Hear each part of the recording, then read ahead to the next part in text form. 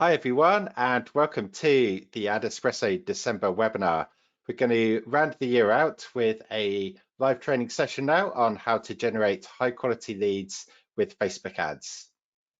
So just before we jump into today's training, the question we get asked all the time is, are we recording? Yes, we are. So don't worry about taking too many notes. If you want to go back over the recording, we're going to send that by email, hopefully within 24 hours of this live session finishing. If for any reason you don't get the email, then you can always watch the replay on adespresso.com/webinars. That's probably where you signed up for this webinar.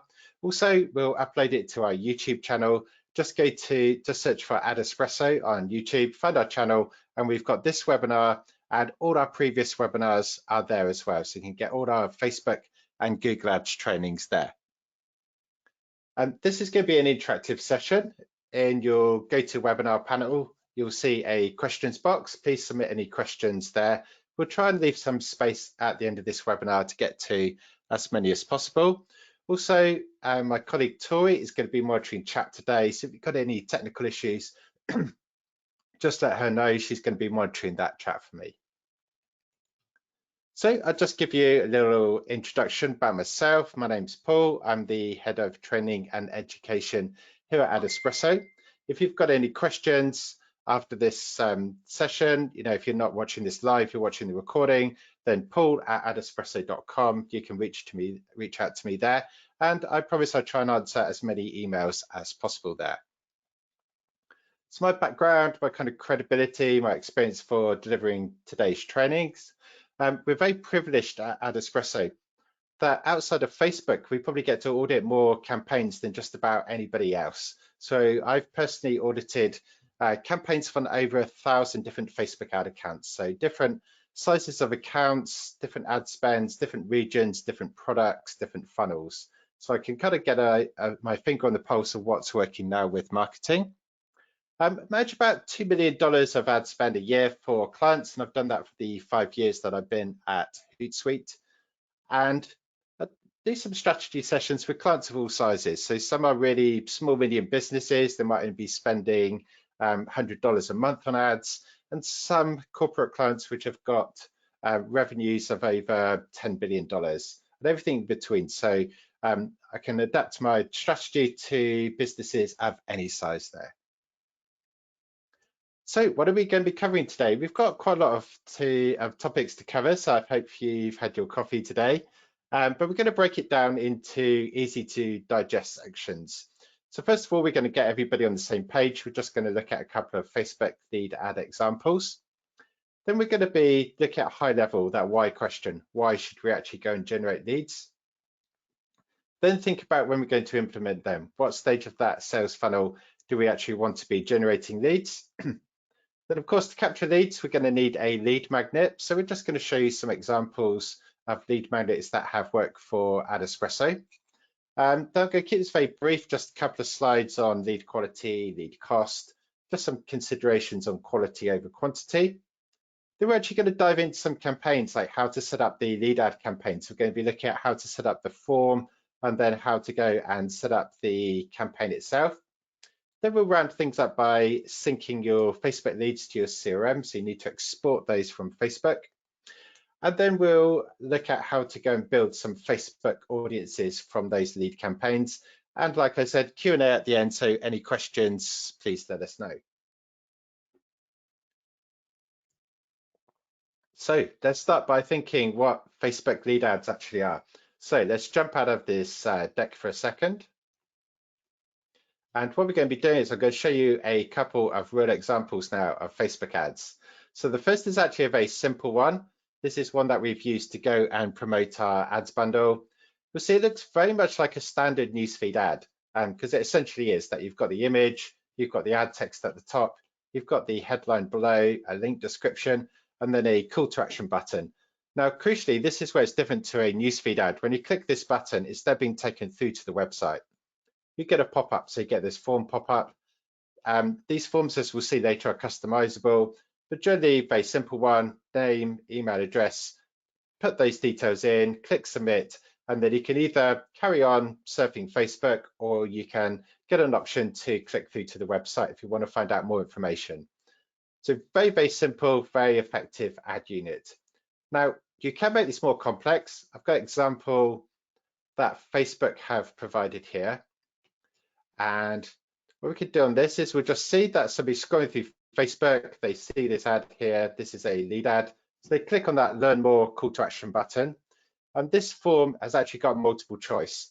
So you can click on the options that are relevant to you there. And you can have more than one option. So you can see that they're filling in now the second option on the form. And you can even have a booking portal there. So you can actually put in a date when you want a test drive. All the details filled in. Once you're happy with that, you can then go and click submit. And there you are, you're done. So you'll see that's a more complex example than what we looked at with the AdEspresso form. So let's return to our deck now. And let's go through those key points, those advantages. So the first thing about the lead forms is they're optimized for mobile. Bear in mind, about 95% of Facebook ads are served on mobile device. So laptops, desktop PCs, very, very small part of the market. So that's nice that the lead forms, they're much faster to load than website landing pages. Also, they can usually pre-fill in details from your profile. So like your name and email address, because that's associated with your profile, that can be pre-filled in there. So very, very quick. There's minimal typing for somebody on mobile. So I put that there as point 3. Also, you get better tracking of the actual number of leads you get compared to a website. This is a technical reason, but since earlier in the year when Apple released some iOS privacy changes, the amount of tracking that we can do on websites is a little bit more limited than before. We can still track leads on landing pages, but not to as granular level, not as fast as we could. But on Facebook activity like lead forms, we're still getting good tracking. So there's a reason why I've shifted away maybe from landing pages to Facebook forms. They're also very quick and easy to create. So, if you're starting off with marketing, you want to capture some leads, then as we'll see later, you can build a lead form very, very quickly, maybe a couple of minutes, certainly within 5 minutes. With landing pages, sometimes you need to have a bit of code. Sometimes you need to use a third-party plugin to go and create those landing pages. Costs extra money, more time, more complexity. So very, very simple to get your marketing up to speed there. As we saw with a couple of examples, they're customizable, and we'll look at these in a bit more detail later. But you can have things like multiple choice questions, you can have conditional questions on there, you can have free form text. The forms are very, very easy to go and build. Basically, click and drag the options there. And then you can integrate them with your CRM. So what that means is when Facebook collects the leads, it just dumps them into a CSV file, that comma separated value file. That's not much use to us, but there's ways that we can automatically integrate that with our CRM. And again, we'll go through that in one of the sections towards the end of the webinars there. So hopefully I've convinced you that the lead generation ads on Facebook, they're a very popular, very good, very useful ad unit. So let's just take that step back. And if we're thinking, okay, I know about lead gen ads now, why do I actually want to go and generate leads? So I always think it's good to answer those kind of why questions. If you find out why leads are useful to your business, then you'll be more incentivized to use the lead ads themselves. So I've come up with 6 reasons, and let's run through those now. First reason is that you can build long-term relationships by email. Once you get that lead, that email address, that means you can email them multiple times, and there's really no time limit. So this could be useful as sometimes a prospect needs nurturing with more information. Maybe you've got a complex product, they're not going to understand it just in one ad. Sometimes the prospect isn't ready to buy quite yet. In B2B, so business to business, budget cycles are sometimes you need to wait for that next yearly budget before you can buy a product. So this allows you to keep in touch with that customer. Even for consumer campaigns, B2C, sometimes there's a schedule. For example, somebody might be interested in a wedding photographer, but they're not ready to book yet until they've actually booked their wedding venue first. So they're looking for photographers, but they're going to forget you. unless you give them a lead magnet so that you can then drip feed them some information once the time's right and they book their venue, then they could be in contact with you. Also, Facebook remarketing has time limits. For example, if somebody visits your website, you can only remarket for them for 180 days, whereas you can email them for as long as you like. So there's no time limits there on remarketing, which is good. Another minor reason perhaps is that emails have less restrictions on content. There's so many rules and regulations on Facebook ads these days, and you're a bit more liberal in what you can put in emails. Of course, there's still rules. You can't spam people, you can't do something fraudulent, but in certain industries, you can provide a lot more information without keywords triggering an ad rejection that you get with Facebook ads sometimes. For some industries, leads are easier to achieve than going right for the sale. If you've got a complex product, people aren't going to buy straight away, as we discussed in the first point there. So being able to optimize for leads, it's something that's easy to achieve. You can see if your marketing's on the right track, gives you a very good mid-funnel signal. Then also from a technical point of view is that the Facebook algorithm uses really powerful machine learning to show the ads to the right people in the broad audience. But to do so, it needs conversions coming in. So it gets conversions coming in, looks for common themes in those converters, and then matches that up to people in your prospecting audience. The problem if you go for a bottom of the funnel conversion like sales is if you don't get many purchases, then Facebook just can't optimize, whereas you might get 10 times more leads. That's going to be much easier for the algorithm there. For remarketing, email marketing is going to be cheaper. I know I'm kind of doing myself out of a job here, but when you're remarketing people to build those relationships by Facebook ads, they're always going to be fairly expensive these days. Whereas with emails, they're more or less free to go and send. Obviously, you've got a monthly subscription to your CRM, but that shouldn't be too expensive there.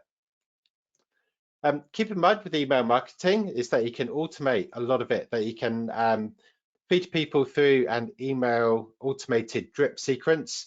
So once they give you their email address, you send them this series of emails over the course of, say, a month or two, and then you can put them into your regular newsletter.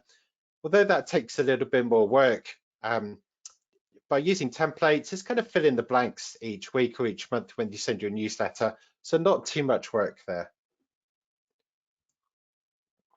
And then we touched on this a little bit earlier, but with all the iOS privacy changes, there's a lot less headaches for you as a marketer tracking leads from lead ads on Facebook than there is on your website there. So we've seen there's some technical reasons and some good marketing reasons why we should be capturing leads there. So now hopefully I've convinced you why we need to generate leads. Now let's switch attention to when in your marketing funnel to go and generate those leads.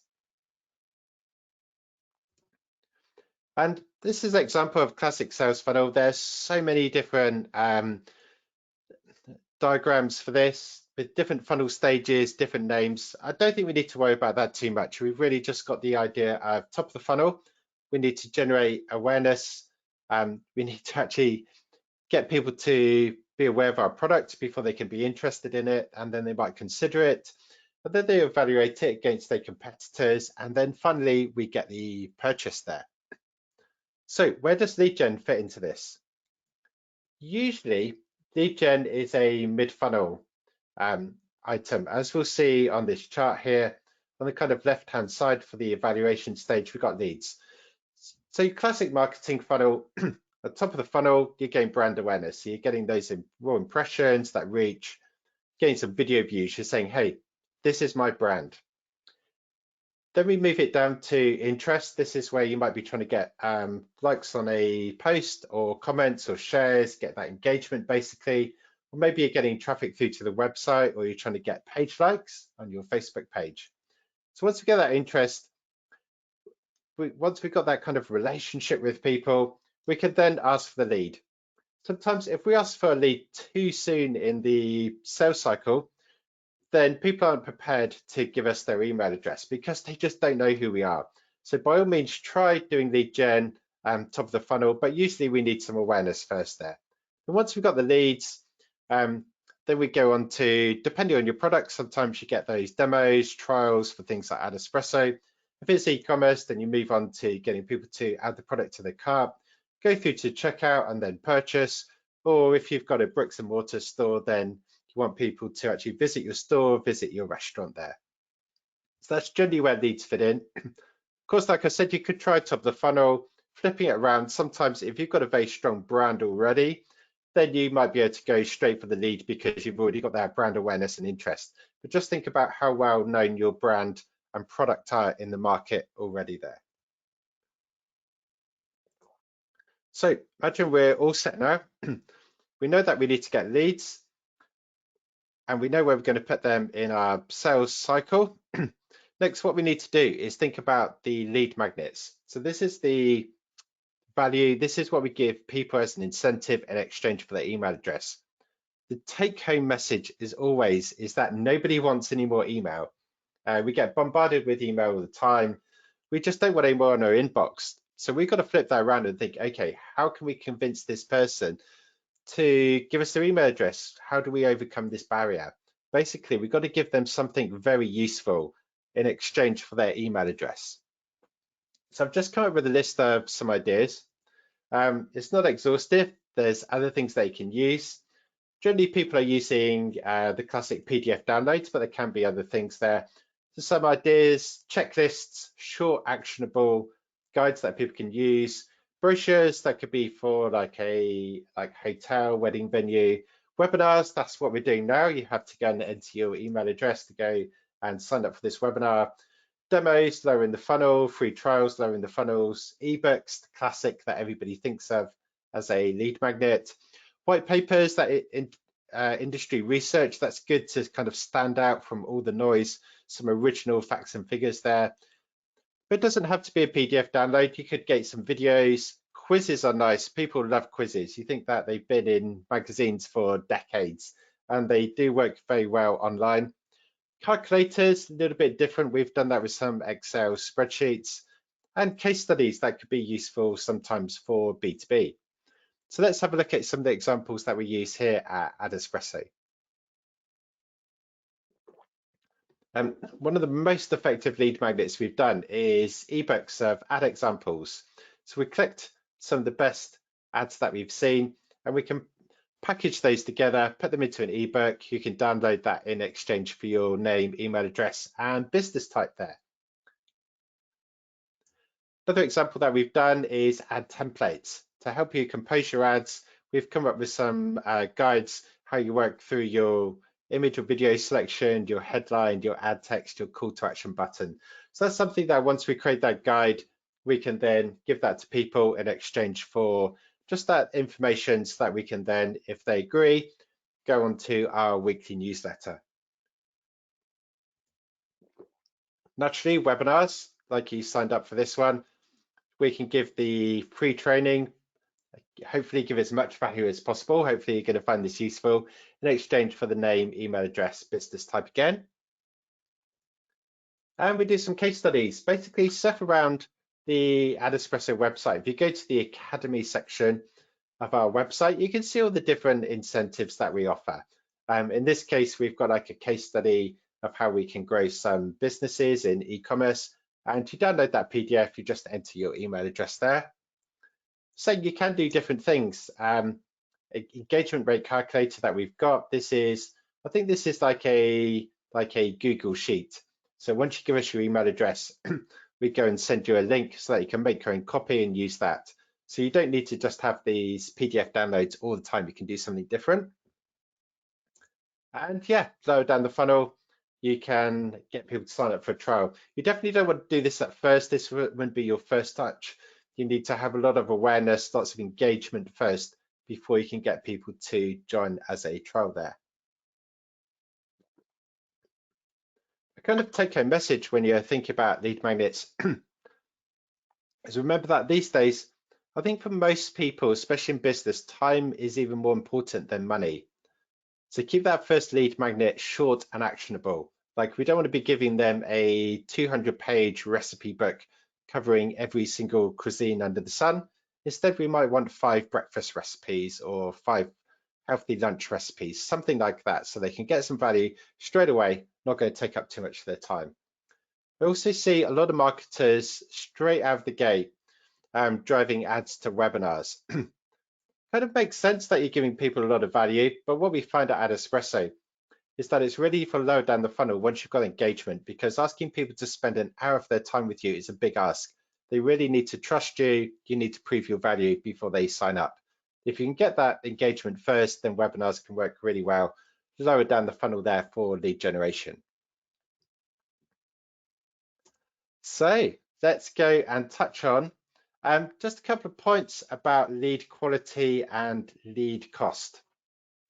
And really, take-home message there is that the quality is far more important than the quantity.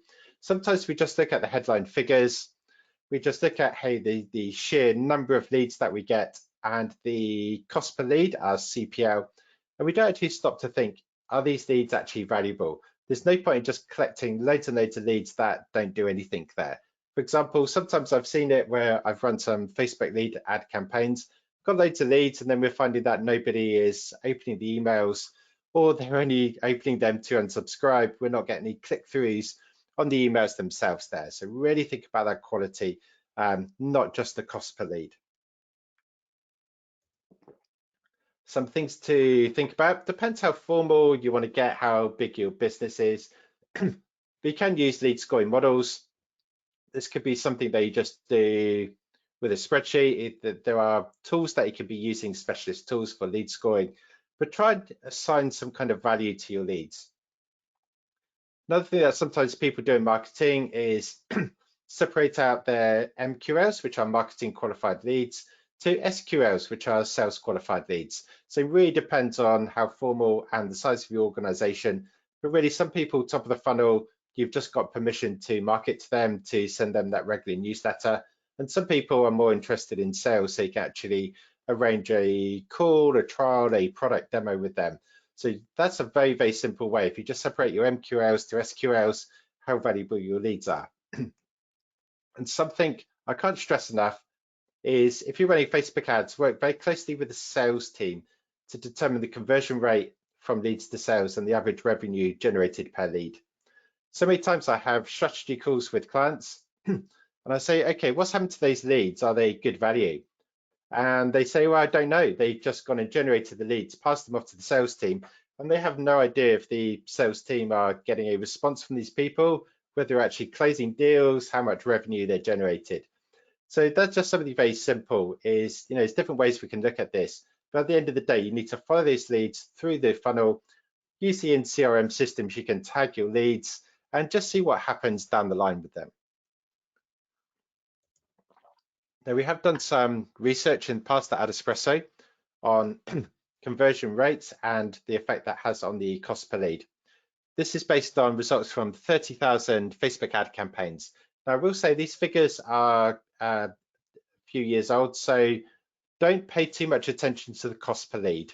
I can always blank that out because it's so different depending on your industry, what lead magnet you've got to offer, how well your brand is known. But really, you can just see the differences, that the more questions that you ask, especially as you start asking more personal information, the conversion rate really, really drops and your cost per lead gets much, much higher. So if you're just asking for name and email address, people are quite happy to give that to you. If you start asking for address, zip code, phone number, then you're going to get a lower conversion rate. If you also make it very complex where there's so many different fields to fill in, then people are more likely to abandon there. So just think there's a trade-off, as we said, between quality and quantity. The more questions you ask and the more information you've got on that customer, the higher quality the lead, but you're going to get a lot less leads. So sometimes you might need to test, find that kind of sweet spot there for your particular business and lead form. So now we've covered the theory, let's actually go into the practical steps of how we can actually set up a lead campaign on Facebook. So in a second, we're going to go into Ads Manager and AdEspresso and set one of those up. But before we do that, there's 3 stages that we need to think about. So what we're going to do is show you how to create a Facebook lead form, then how to create the ad campaign, And then once we've created the campaign, it's running and we get the leads coming in, we need to sync them to our CRM, which we'll cover in the next section of the webinar here. So let's go and dive in. So go to our Facebook page here. And like I said, the first step that we need to do is we need to go and create the lead forms. That's the actual form that people fill in. So if you go into publishing tools from your business page, this always takes a little while to load on Facebook. Okay, so you should see on the left-hand side here something like lead ads forms, where you see your forms library, maybe drafts there. So let's go to forms library.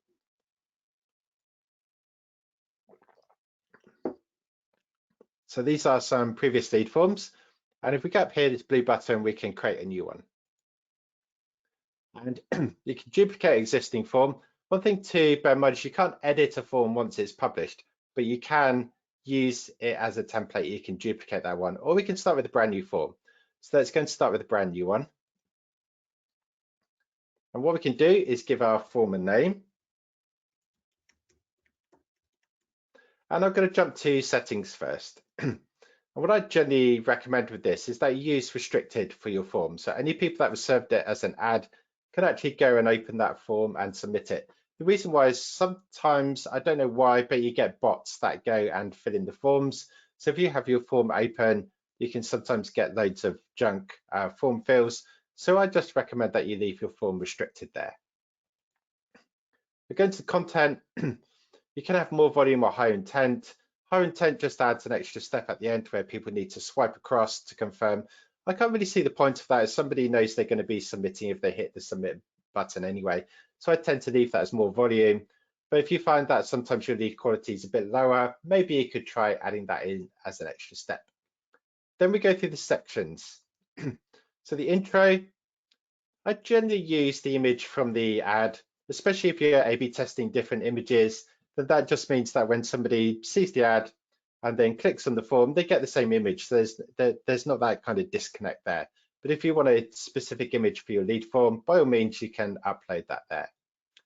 Then give people some information, really hammer home that message, reinforce what they're going to get from the, whether it's the ebook, the quiz, whatever the gated content is there. So maybe just some bullet points to really say what the value is going to be there. Keep it short, keep it sweet, but yes, this is your chance to give extra information from what was in the ad there. Then the main part of the form we can open here is the questions. So you'll see it starts to build it out for you. And really, it's kind of drag and drop there. If we want to move these around, we can just do this. If we want to add some more information, maybe, for example, I want their phone number, I just add that in, and maybe I want to capture their phone number before their email. So simple. Like we can see, once you use these forms, you can build those out within a few minutes there. There's also custom questions you can ask, like multiple choice. You can have a free text one. There's also ones that you can have there for conditional, like if somebody answers a certain thing, then you can then move on to the specific second question. There's also that appointment booking there where you then get details of the date that somebody's interested in, and then you can confirm with them by email. So have a play with this. They're absolutely free to create. So go and build those out, click and drag. Like I said, don't ask too many questions or too many personal questions. Really good tip is if you're struggling with the quality of the leads, then asking this short answer is very useful. This is basically where somebody can then type in some information. The reason why this works really well is you're making people think rather than just kind of click buttons and then hit submit. They need to actually stop, think, type something. So you tend to find that little bit of grit there just increases your lead quality. You then need a privacy policy, which you should already have on your website, so you link to that. And then when somebody fills in the form, you can include a link to your website. Something I find really important in the description though is tell people what to expect next. So many people think that once they submit, the ebook is going to automatically download. It doesn't. As we'll see later, you need to send that lead to your CRM and then send out the ebook via your CRM. So just let people know, by the way, check your email in 5 minutes. You should be receiving this book, or, check your spam filter as well. Especially people that don't use Facebook all the time. They just don't realize what's going to happen and what's going to, what they expect after filling in the form. So just give them that extra information and they're going to find that very, very useful there. Once you're happy with this, publish. Now, if you're still working on this, you're not sure, then what I recommend that you do is you preview your form and you save draft. Because like I said, once you publish it, you then can't edit it, although you can duplicate the form. So just save, and only when you're 100% sure, then go and publish your form. So once we build up our form, we can then plug this into an ad campaign. So if I go into Ads Manager here, I've kind of created a draft, but if we go to Create button, what we're going to be choosing from this is lead generation. We can give our campaign a name.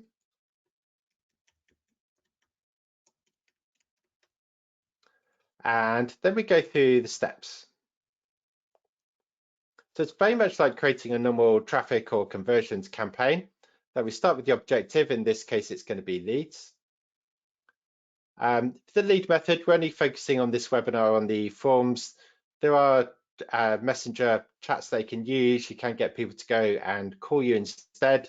So there are some options if you want to explore those, but to keep things kind of on track in this webinar, we're just going to be looking at the forms. You plug in your page. If you haven't used lead ads before, you just need to set the terms and conditions. Give the campaign a budget there. Choose your audience. So this is all standard campaign creation here. Choose your placements. And then where things vary is on the actual ad itself.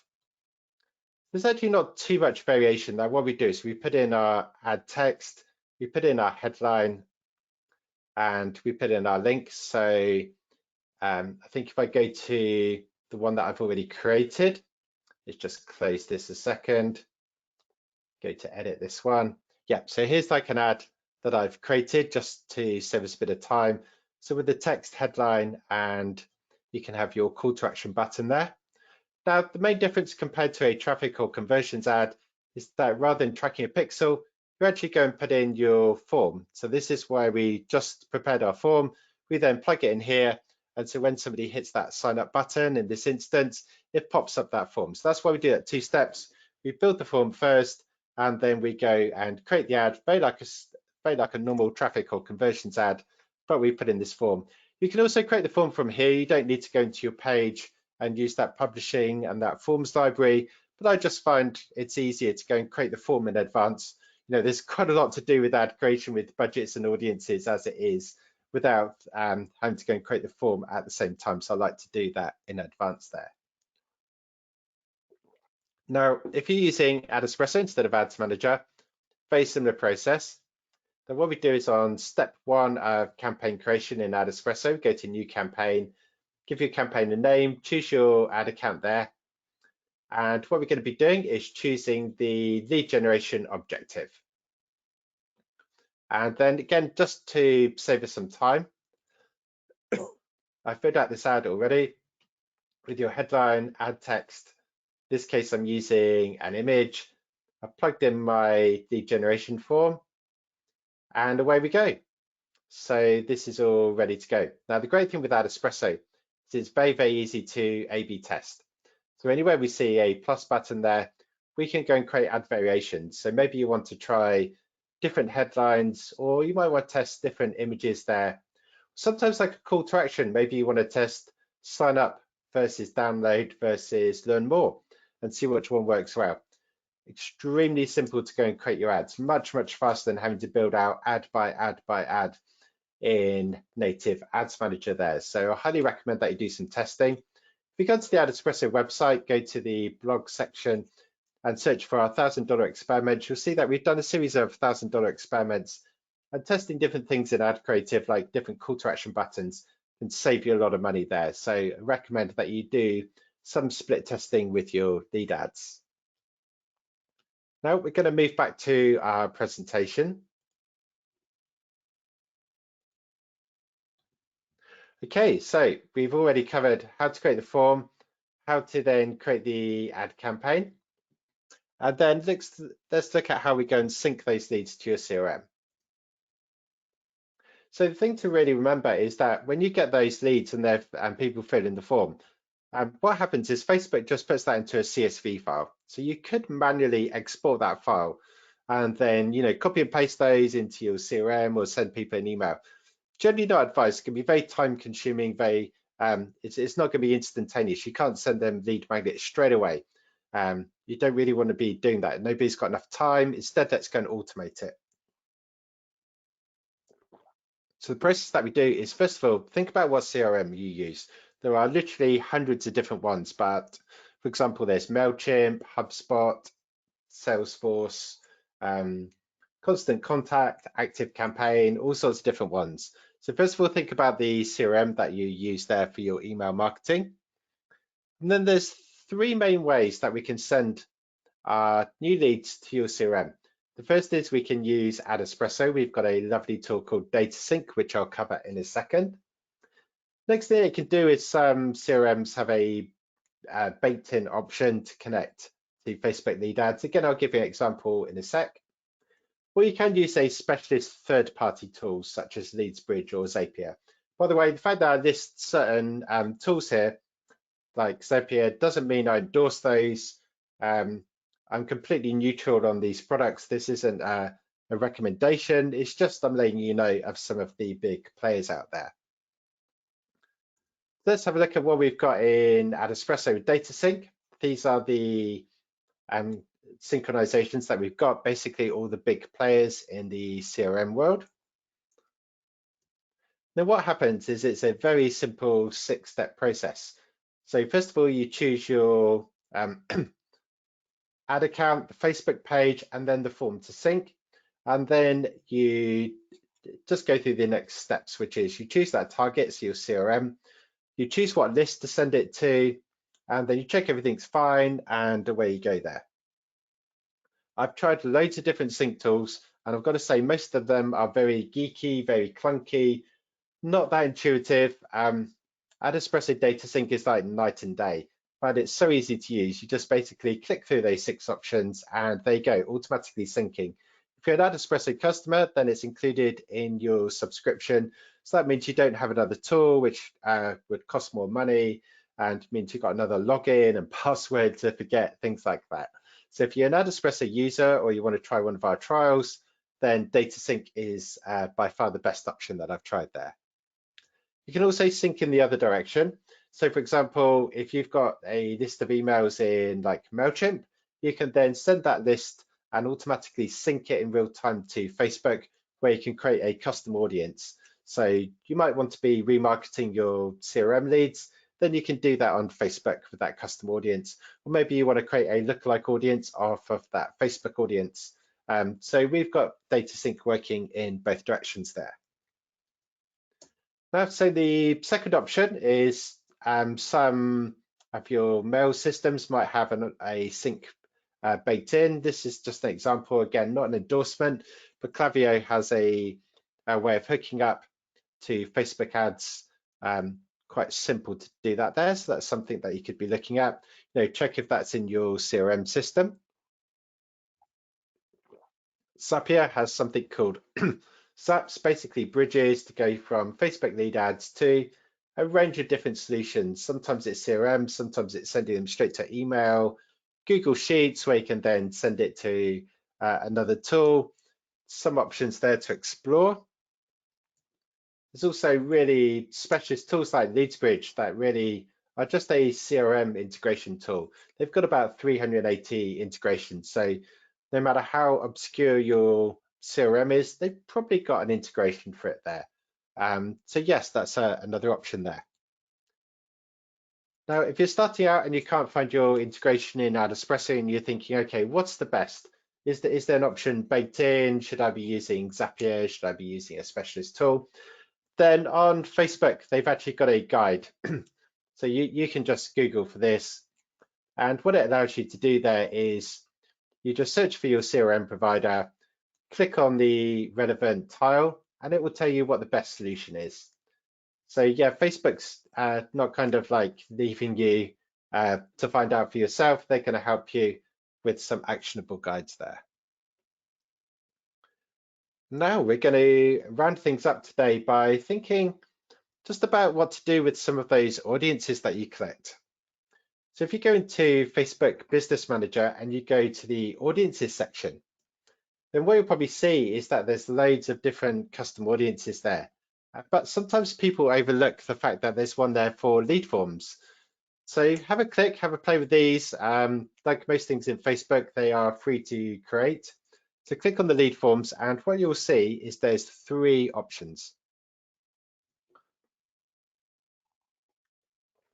You can create an audience of anybody that's opened the form, whether they filled it in or not, people that opened the form but then didn't submit it, or people that opened and submitted that form.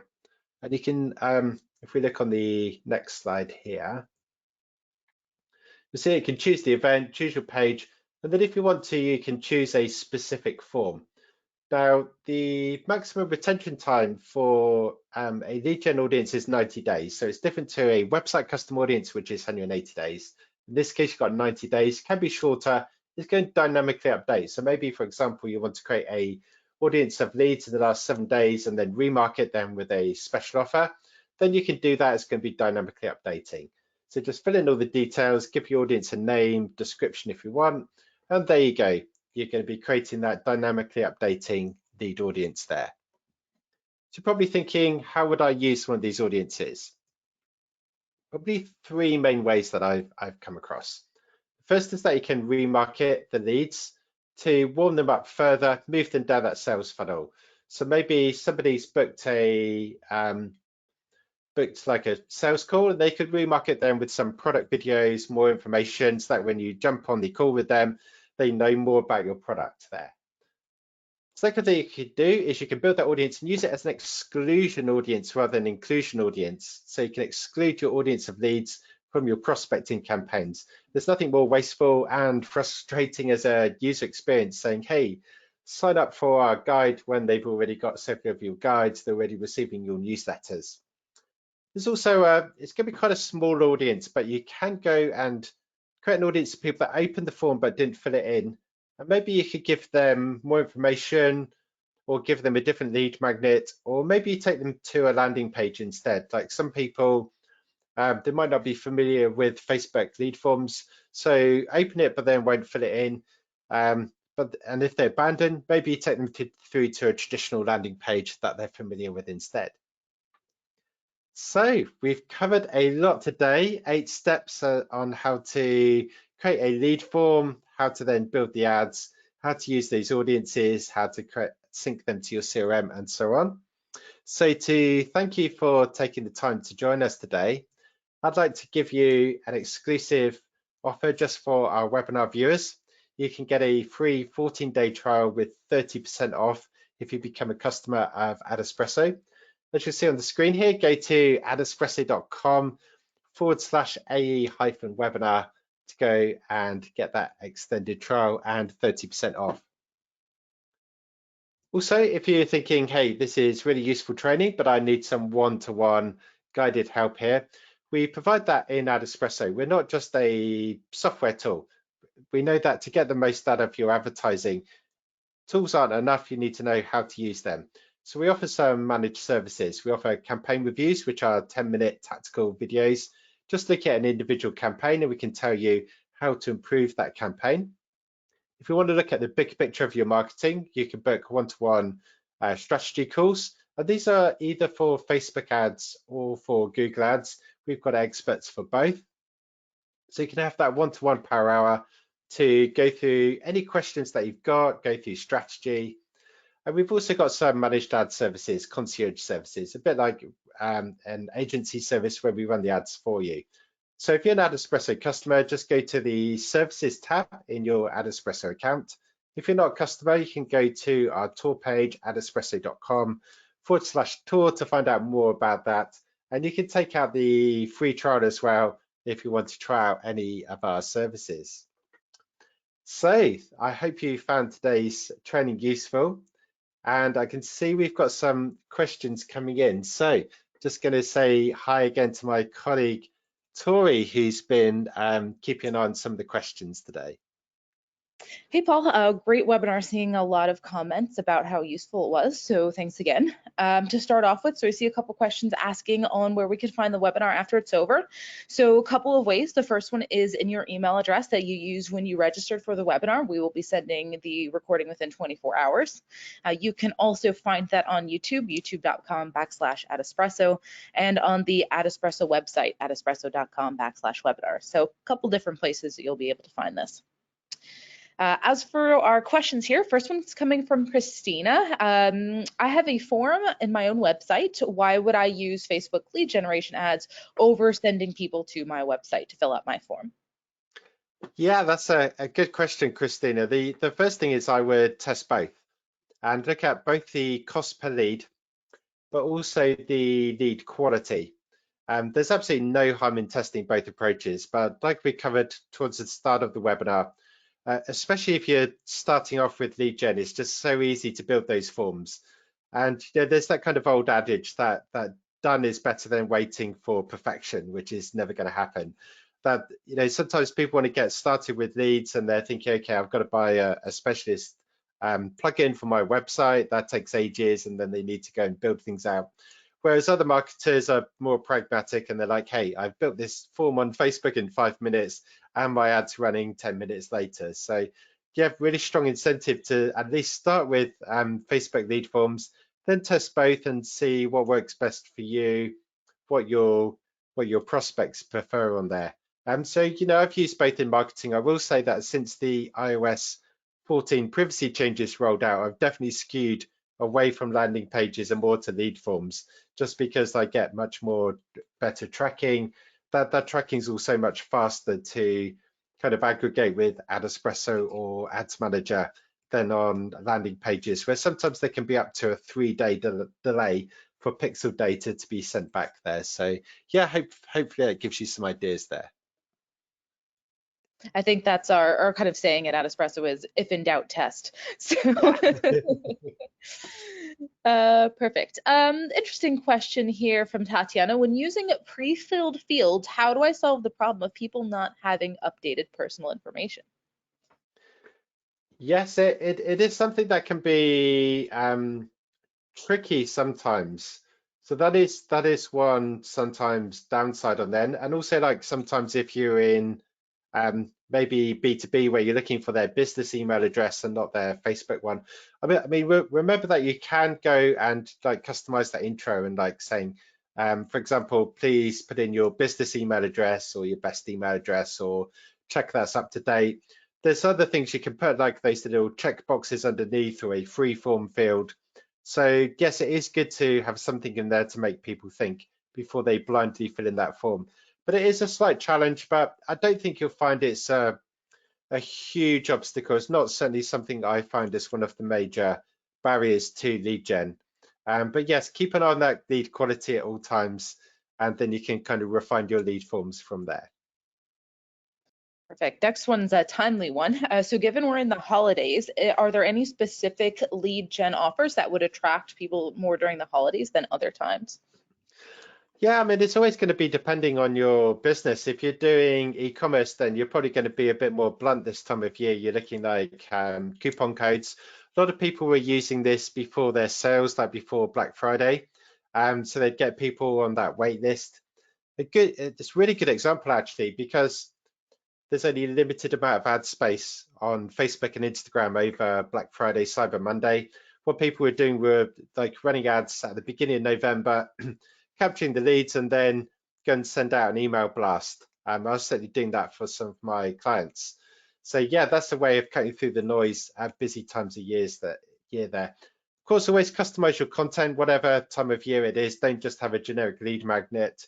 Think about how you can customize it. So we've got different things throughout the year, like Valentine's, Mother's Day, Easter, summer holidays, think kind of Thanksgiving in certain regions, Christmas, Black Friday.